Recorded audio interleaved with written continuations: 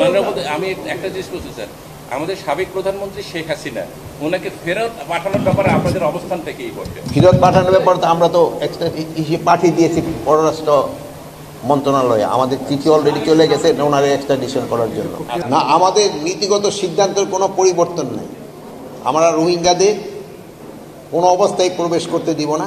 তারপরেও যারা ওই যে আপনি একটা বললেন সংখ্যা ঘুরে গেলে, ওটা হয়তো মানবিক দিক বিবেচনা করে আমরা হয়তো তাদের, যেহেতু ওই এলাকায় যুদ্ধ হচ্ছে, তাকে পাঠানো যায় নাই, বাট আমরা ম্যাক্সিমামে কিন্তু পাঠাই দিছি।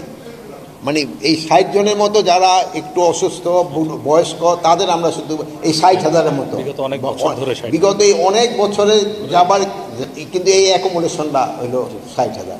আর একটা জানেন যে আপনারা যে আমাদের সাথে যে মিয়ানমারের যে বর্ডারটা ছিল, এটা পুরাটা এখন আরাকান আর্মির দখলে চলে গেছে।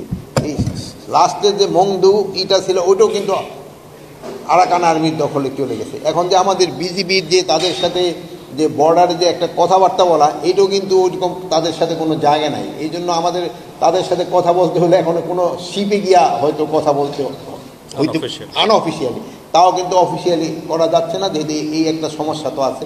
তো আমাদের সরকার চেষ্টা করতেছে এইটা যে যত তাড়াতাড়ি সম্ভব এই সমস্যাটার সমাধান করার জন্য।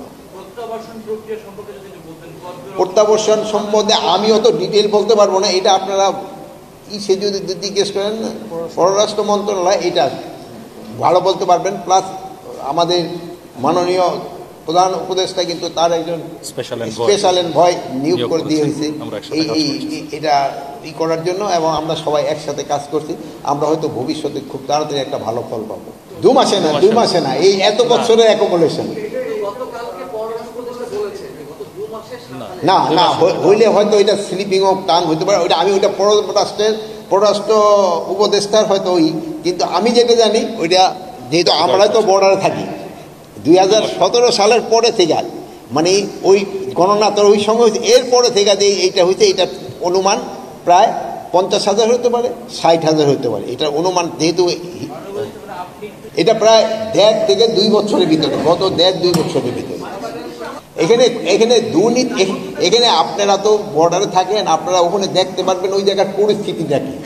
ওখানে যুদ্ধ হচ্ছে, পুরা ওখানে যুদ্ধ হচ্ছে, ওই জায়গায় কী পরিস্থিতি ওটা আপনারা জানেন। আর একটা আমি আজকে আপনাদের জন্য আরেকটা যে জিনিসটা বলতে চাচ্ছি, যে আপনারা যেটার জন্য সব সময় চেয়েছেন যে বিডিআর একটা পুরনো একটা কমিশন করার জন্য, এই কমিশনটা আমাদের মাননীয় প্রধান উপদেষ্টা উনি সিগনেচার করে দিয়েছেন, গতকাল রাত্রি উনি সিগনেচার করে দিয়েছেন। এবং এই আমাদের এই কমিটির সদস্য সংখ্যা হবে হলো 7 জন, এবং আমাদের এইখানকার এক মহাপরিচালক ছিলেন ALM ফজলুর রহমান স্যারে হচ্ছেন এটার সভাপতি, এবং এর সাথে আমাদের সামরিক বাহিনী আরও 2 জন সদস্য থাকবেন। একজন আমাদের ইসে থেকে